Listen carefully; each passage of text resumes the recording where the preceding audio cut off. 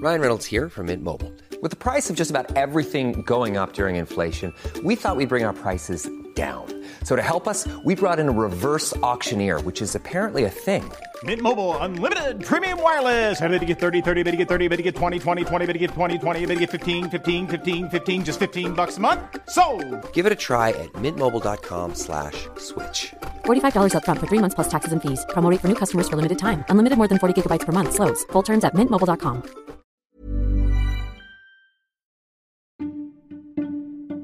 A scrappy army fighting 3 enemies, an unlikely victory, and a country forever changed.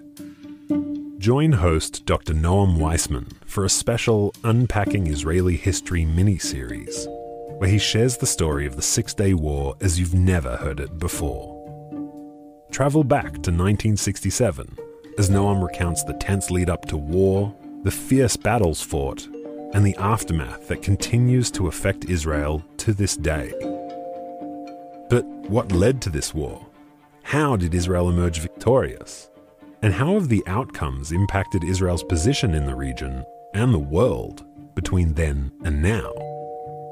Unpack the 6 days that changed Israel forever in this 3-part special of Unpacking Israeli History. Listen to these episodes and more wherever you get your podcasts. Brought to you by Unpacked, a division of Open Door Media.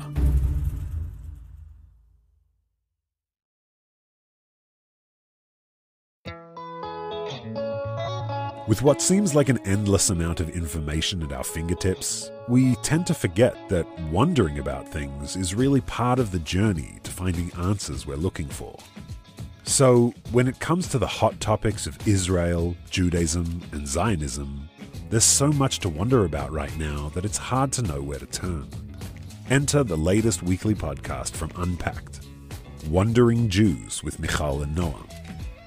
Join hosts and educator extraordinaires Michal Biton and Noam Weissman as they tackle these topics and the uncomfortable questions that surround them, with the goal of working towards the answers together with their listeners. And tune in for a special episode featuring a fellow wanderer, Chaviv Retig Gur, out now. No matter where you're from, if you've ever wondered about anything, this is the podcast for you.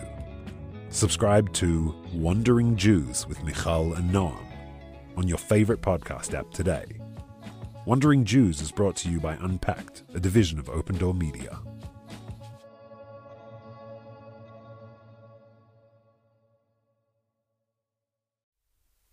If I think of the word Gaza alone, I will have a twitch in my heart, yes. And I think part of that is also because we are part of that peoplehood as a whole. And also, like me, for my own family, knowing that we do have extended, far family members who, in 48, my family went to one place and they became Israeli citizens for that decision, not knowing the meaning of that decision, while others went to other places, including Gaza. So I do know that, I could have been born there if the reality was different in 48. If my grandparents just went on the other side, instead of marching north, they marched south. Who knows? And what about you, Amira? Do you also feel that kind of close connection to people in Gaza? I think what unites us is a known Palestinian suffering. It's like the more you suffer, the more Palestinian you are at this point. And that's not just internally, it's also externally. Like people, even in the West, that are protesting for Palestinians aren't used to seeing Palestinians like thriving and happy. They're used to the picture of Palestinians, unfortunately, under the rubble and dead children. And that's not what a Palestinian is. We can laugh, we can joke, we can dance, we can party. We love celebrating, we love life, and we love joy. And sometimes people even tell us that we're not Palestinian enough because we don't suffer enough, that we're not in Gaza. Why do we have the right to talk? For the Jewish people, the term becoming from Bnei Israel to the Jewish people was not when the state of Israel was established. It was in the desert, marching. Once you create the aspiration for a statehood, for an independent living, that's when you're already a peoplehood. And no one can take that away from you. Sometimes in Israel, there is an attempt to equivalate other peoplehoods to Jewish peoplehood without recognizing that Jewish peoplehood is a very special peoplehood, very different than other peoplehoods out there. And if we're going to put all the peoplehoods in the world under Jewish criteria, there might be 3-4 peoplehoods in the entire universe. Hey listeners, I'm Ishi Harman, and this is Israel's Story. So as you know, we're continuing our series of Wartime Diaries, which is our attempt to collect slivers of life during these difficult days. Arab Israelis, or Palestinian Citizens of Israel, or Palestinian-Israelis, all these definitions are obviously complicated and personal and have hefty connotations, found themselves in a very difficult place following the attacks of October 7th. There was a lot of confusion, a lot of suspicion, and mainly a lot of fear. Any statement, any post, any tweet came under extreme scrutiny. Most people, therefore, chose to remain silent. The benefits of speaking up seemed to be dwarfed by the possible outcomes: being fired, arrested, accused of treason or support of terrorism. But Ibrahim Abu Ahmad and Amira Mohammed are not, I guess, most people. They're both peace activists who live in between the two societies. They're Muslim and proud Palestinians on the one hand, but they're also Israeli citizens. Both of them speak Hebrew, have many Jewish friends, and either live or work in predominantly Jewish cities in the center of the country. When many of the people around them retreated into a self-imposed post-October 7th silence, they did the exact opposite. They started a podcast. It's called Unapologetic, the Third Narrative. On the show, they explore their complex identities and talk to guests: Jews, Arabs, Gazans, Israelis. The podcast has really taken off, and Amira and Ibrahim have come to model a different kind of discourse, one that challenges the binary and dichotomous definitions we're so accustomed to hearing. Our producers Jennifer Cutler and Mitch Ginsburg sat down with Amira and Ibrahim in our studio in Jerusalem. Here they are. I always go for it. I think always ladies first, but that's fine. My name is Ibrahim Abu Ahmad. I'm 31, born and raised in Nazareth, and I'm a political activist and a peace activist, and I'm the co-founder and co-host of Unapologetic, the Third Narrative. And my name is Amira. I am a Jerusalemite, a Palestinian-Israeli, and I am the co-founder and co-host of Unapologetic, the Third Narrative. Both my parents are actually from Hebron, both of them. I'm the eldest. I'm the eldest daughter of a family of 4 kids. And my parents went through a journey of like conservative, traditional, more liberal, and then back to conservative. They practice and observe. And yeah, we lived like a very simple life, very, like I would say, Palestinian life with like close to the family, going to grandparents to visit on Eid. Like we're not the family that used to go like on big adventures or to go abroad. We like prioritized family. And I've been thinking about it a lot of why I think the way that I think. And then you have to go and like think about your upbringing and kind of go back into memory, into your upbringing. Yeah, I think I grew up the way I did very much because of who my family is, and especially who my mom is. Like my mom is a therapist. A lot of people tell me, of course you're the son of a therapist. Like just my attitude and my way on life. And she raised me to be a humanist first and foremost. Like we were very liberal family in that sense where, we're raised not to look too much at the conflict, especially at a young age. Like she tried to steer us away from the depth of the conflict itself. Like, me and my sister started watching Kids Channel in Hebrew, for instance, at a very young age. And it's not like she said, oh, don't do that. It's quite the opposite, encourage us. And she was really glad to see that, I was able to establish early relations and friends who are Jewish before knowing anything about the political world. And that's for her, like, it was a positive thing. Yeah. Both my parents had different upbringings. My mom with her father, like, she understood, like, when she was younger, she was exposed to Hebrew. Her father worked in the municipality and had Jewish friends. She knew what Shabbat was. Like, she didn't have that hate towards Jews. My father, on the other hand, they were struggling with finances, and they were like a big family. And like when you don't have good money, that reflects kind of on the upbringing, and the kids start to become troublemakers, especially the boys. And within the family, there was like that trauma from the occupational forces, like being arrested, being searched, being manhandled, like all of that. So both my parents really sheltered us. Really sheltered us from that. Like, I was never fed like that hate. And even when our house was partially demolished when I was a kid, my parents did not blame it on Jews. They didn't tell me that's what the Jews did. The Jews took your house. Absolutely. Like, I had like kind of like a roller coaster emotion about both the Palestinian in me and the Israeli in me. And, like, I grew up very, like, not understanding the conflict or anything, which was a privilege in that sense. And I was super exposed to the Jewish culture, Israeli society, and it was easy for me to do that. And then understanding the conflict more, and especially after the Second Intifada in 2000, because it happened right on my doorstep. The clashes that happened inside Israel. I mean, 3 people were killed on my street in Nazareth. And I remember asking my dad, why aren't you down there? Because the feeling that we had was we're being attacked. We're being attacked by our Jewish neighbors of Nazareth Elite, today known as Nofa Galil, and that the police is supporting them attacking us. So why aren't you down there protecting us? Why aren't you down there with the other young men, like, protecting our neighborhood? And 23 years later, almost exactly to the day, actually, was October 2023.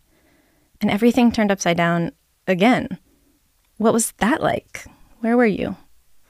October 6th, I was in a wedding. I was at a wedding in the north, and a family wedding. And, celebrated, danced all night, had a great time.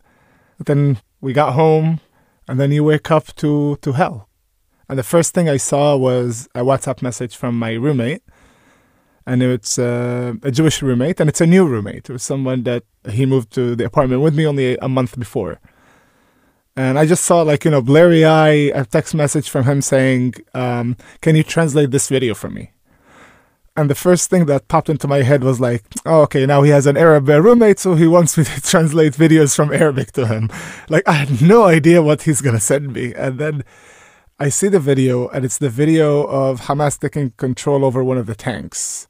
And yeah, I just, for the next few hours, I would say, was mainly phone calls, like me calling my friends, trying to figure out if anyone was at the party that I realized there was a party going on. I was like, okay, it could be any of my friends, of my Jewish friends and some of my Arab friends that I know would be interested in going to a party like this.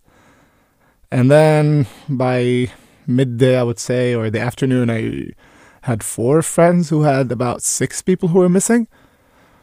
So it was for me trying to understand, how can I help? And I was like, okay, send me their pictures. Let me go on Telegram, maybe in Arabic pages that you might not find, and maybe I'll see something. So the second half was just looking at the horror videos and images, one after the other, and having the people's pictures next to me, and I'm trying to see if I can identify any of them. So it was very emotionally big toll. Yeah. How about you, Amira? So I was staying at my best friend's house, and then we go to the staircase because the safe room, we didn't have a safe room, but the building has a miklat, has a bomb shelter. A bomb shelter, yes. And typical, the bomb shelter was filled with the people's stuff. So yeah, there was no room for us to go, so we were stuck in the staircase. And each and every explosion between the rocket and the Iron Dome, I felt the entire like building would shake. And the first one, I was like completely confused, like what's going on? Like, and then we start going through social media, and I don't know what to feel, what to believe. How big is this? Like, I felt fear throughout the entire thing. But my first instinct was, when I saw the fence going down, was that no one deserves to be locked up. No one deserves to live in what is known to be the biggest air prison in the world. And then other footage from like people my age, people that I know were sharing, young girls covered with bruises and blood in a dumpster hiding. And then I started asking my friends, like, are you okay? Because both, again, my Palestinian friends and my Israeli friends could go to this concert, like could go to this festival. After I saw that and saw like the horrific body cam of Hamas, then I shifted to the mentality of, we need to defend ourselves. Like, this needs to be abolished. These aren't human beings. And there was no mercy that day. Not to Palestinians, not to Israelis, not to liberals, not to conservatives. Everyone on that piece of land that wasn't with Hamas was seen as a target. So then I was like, yeah, we need to retaliate as much as we can. And this should be like a moment of unity against terror. Like, that's what this should be. I'm just imagining like you in that stairwell with these conflicted emotions, sort of surrounded by Jewish Israelis. Israelis talking like about Palestinians and Arabs, saying like, Imchak Shomam, may erase their name. Like, those Arabs, we don't want them. We live so close to an Arab community. We don't want to be close to them. I hope they don't come. We need like guard dogs. We need this. And I'm sitting and no one knows that I'm like Palestinian. Like, I'm not, that's also a privilege in a way. Like, I can be quiet in the corner. No one knows what I am, who I am. But others, like I have a friend who wears a headscarf. And I remember she was locked out of a shelter. They closed the door on her and left her outside. Wow. During a siren, like they wouldn't let her in. Because everyone's like charged. Everyone wants to attack because they feel attacked. So I understand that. And then I had my friends on the Palestinian side that were like cut all ties with their Israeli or Jewish friends. Some of them who like went straight on like attacking Israel and Israelis as if it's like an entire one entity. So it's never easy. And for me, on the 7th, I have the same feelings of, you know, the trauma, the collective trauma, and something that we're all feeling. But already on the 8th, I went back to the center, picked up my stuff, picked my sister up and a couple of friends who were also living in the center, and I drove back north because I did not feel safe. And I'm in a place where, wait, I'll get the repercussion of it. And I remember you called me. You told me, Amira, be careful. Yep. Don't speak in Arabic everywhere. Don't say you're Palestinian. Nothing. People are going nuts. And that was a real fear. The first time I was outside and I spoke in Arabic, I could see it. I could see people's looks in their eye, that fear in their eye. And I never knew when that look of fear could turn to a look of anger or revenge. So you decided to channel all those feelings into a podcast. The decision to start the podcast was within the first week of the war. And then I just called Amira and I'm like, Amira, the podcast, we're doing it. And Amira's like, yes, that's exactly how it went down. Tell me when and where. Yeah. And in my head was, I'm not waiting for anyone. You know, like, especially now, after October 7th, it became a point of no return. Yeah. And it's a now or never thing that we cannot wait for approval or permission in order to say what we believe and want to say. And so I would rather take this opportunity to be loud rather than silent and do something and say something. Absolutely.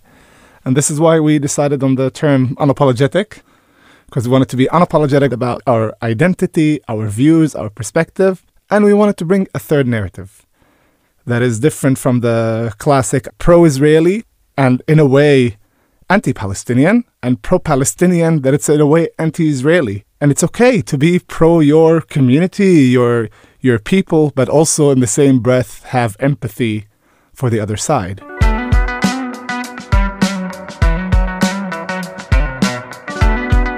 Salam and welcome everybody to our podcast. And today we're actually not alone. اليوم بشرفنا. You are a star, my friend. Drum roll. And remember, at the end of the day, all of us, Arabs, Jews, Muslims, Christians, Palestinians and Israelis deserve better.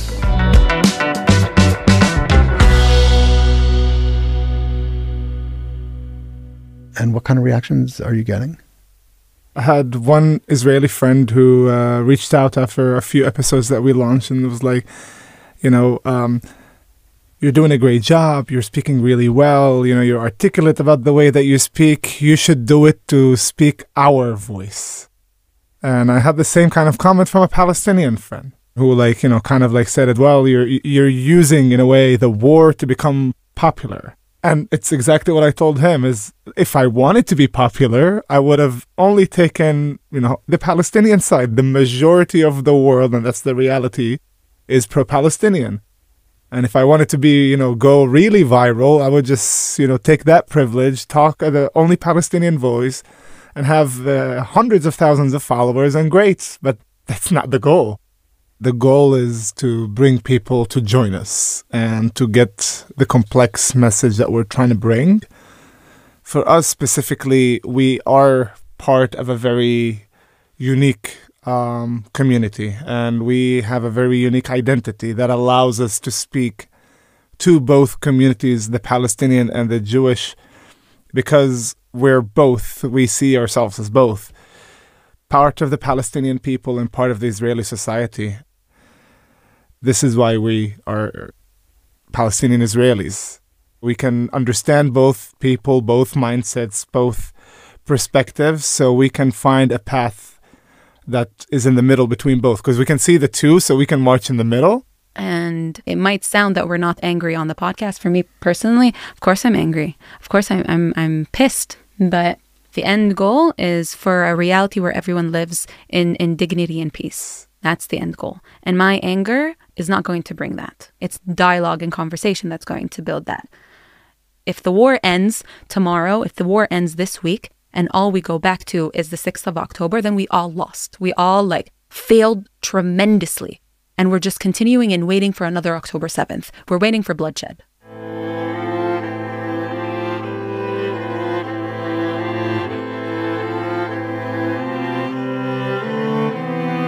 ماشي على أوتار مشدودة إيدي على جناب ممدودة بلا أي ضمان ولا شبكة أمان بهلوان بلا أي ضمان ولا شبكة أمان بهلوان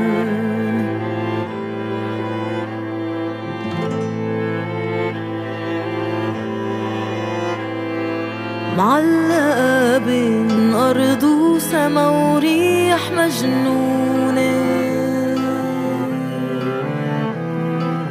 خطوة ورا خطوة عالحبل موزونة أي إشي بصير أي خلل صغير بطير أي إشي بصير أي خلل صغير بطير أنا دايما كنت هيك دايما عالآخر عالطرف وانتي دايما خايف علي يمكن خايف ينعرف إنه بلا أي ضمان ولا شبكة أمان بهلوان وأي شي بصير أي خلل صغير بطير